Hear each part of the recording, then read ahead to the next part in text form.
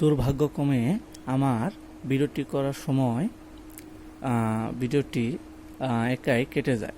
তো আমরা এর আগের ভিডিওতে এই পর্যন্ত আমরা বুঝিয়েছি। তো এগুলো আমরা কিভাবে করছি সেটা আপনাদের একটু দেখিয়ে দিচ্ছি।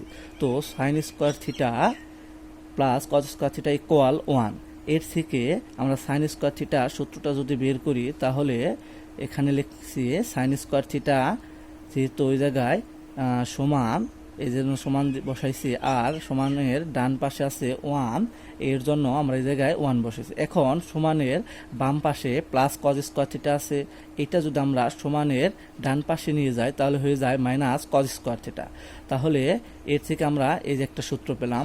এখন আমরা আরেকটি সূত্র দেখব, এখানে কজ স্কোয়ার থিটা, এই কজ স্কোয়ার থিটাটা এই যে এই পাশে লিখলাম, আর এখন সমান চিহ্ন, এই সমান চিহ্নের যে ডান পাশে 1 আছে এই 1টি জায়গায় লিখলাম, আর সমান চিহ্নের বাম পাশে যে এই সাইন স্কোয়ার থিটা আছে এর পাশে মানে সামনে কিছু চিহ্ন নেই, মানে কোনো চিহ্ন নেই, মানে এখানে প্লাস আছে। এখন এটা যদি আমরা এই সমান চিহ্নের ডান পাশে নিয়ে যাই তাহলে আমাদের মাইনাস সাইন স্কোয়ার থিটা হয়ে যায়। তা আশা করি আপনারা এইটা বুঝতে পারছেন। এই একটা সূত্র থেকে আমাদের এই দুইটা সূত্র আসছে। এখন আমরা আবার নতুন আরেকটি সূত্র দেখব, sec square theta minus tan square theta equal 1।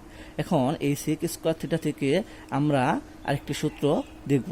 তো সেক স্কোয়ার থিটা এটা আছে এই পাশে লিখলাম, এখন ইকুয়াল এই সমানের এই ডান পাশে আছে 1, এটা আমরা এই জায়গায় লিখলাম। এখন এই সমানের বাম পাশে মাইনাস ট্যান স্কোয়ার থিটা আছে, এটা আমরা যদি সমান চিহ্নের ডান পাশে নিয়ে আসি তাহলে যেহেতু এই জায়গায় মাইনাস আছে আর সমান চিহ্নের ডান পাশে নিয়ে আসলে হয়ে যাবে প্লাসের ট্যান স্কোয়ার থিটা। আশা করি আপনারা এটা বুঝতে পারছেন কিভাবে এই সূত্রটি হয়েছে। এখন আমরা দেখব ট্যান স্কোয়ার থিটা। আপনারা এটা একটু ভালোভাবে খেয়াল করবেন। এই ট্যান স্কোয়ার থিটা এটা আমরা যদি সমানের ডান পাশে নিয়ে যাই তাহলে আমাদের হয়ে যায় প্লাসের ট্যান স্কোয়ার থিটা, মানে এই যে যেভাবে আমরা এই জায়গায় করেছি। তাহলে এখন যদি আমরা এই ট্যান স্কোয়ার থিটা এই পাশেই রাখি আর 1 যদি এই সমানের বাম পাশে নিয়ে আসি তাহলে 1-এর আগে কোনো চিহ্ন নেই, মানে প্লাস আছে, এই 1 যদি বাম পাশে নিয়ে আসি তাহলে হয় সেক স্কোয়ার থিটা মাইনাস 1। তাহলে আমরা এই যে ট্যান স্কোয়ার থিটা এই পাশে লিখছি আর সেক স্কোয়ার থিটা এই পাশে লিখছি। সমানের পাশে লেখার পর 1টা আমরা এই বাম পাশে যদি নিয়ে আসি তাহলে আমাদের -1 হয়ে যায়, যেহেতু 1-এর আগে প্লাস আছে তার জন্য আমরা এই যে -1 বসাইছি। আশা করি বুঝতে পারছেন। এখন আমরা যাব আরবার নতুন আরেকটি সূত্রতে, cosec square theta minus cot square theta equal 1। এখন এই কোসেক স্কোয়ার থিটা থেকে আমরা একটি সূত্র বের করব। এখন কোসেক স্কোয়ার থিটা এই সমান চিহ্নের পাশে 1 আছে, তারপর সমান চিহ্নের ডান পাশে এই যে 1 আমরা বসিয়েছি, আর সমান চিহ্নের বাম পাশে ছিল মাইনাস কট স্কোয়ার থিটা। এটা যেহেতু মাইনাস কট স্কোয়ার থিটা আছে এর জন্য এটা সমান চিহ্নের ডান পাশে যদি আমরা নিয়ে যাই তাহলে হয়ে যায় প্লাসের কট স্কোয়ার থিটা। আশা করি আপনারা এই সূত্রটিও বুঝতে পেরেছেন। এখন আমরা আরেকটি সূত্র দেখব, কট স্কোয়ার থিটা। এই সূত্রটা আমরা যেভাবে বের করেছি হুবহুব এই সূত্রটা আমরা সেইভাবে বের করব।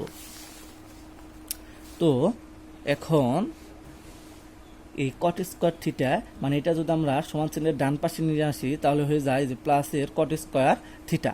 এখন এই কট স্কোয়ার থিটা যদি আমরা এটা এই পাশেই রাখি আর 1 যদি সমান চিহ্নের পাশে নিয়ে আসি তাহলে যেহেতু 1-এর আগে কোনো চিহ্ন নেই, মানে প্লাস আছে, তাহলে 1 আমাদের এই সমান চিহ্নের বাম পাশে নিয়ে আসলে হয়ে যায় -1। তাহলে আমরা লিখতে পারি cot square theta equal cosec square theta, আর 1 এর পাশে নিয়ে আসছে তার জন্য হয়ে গেছে -1।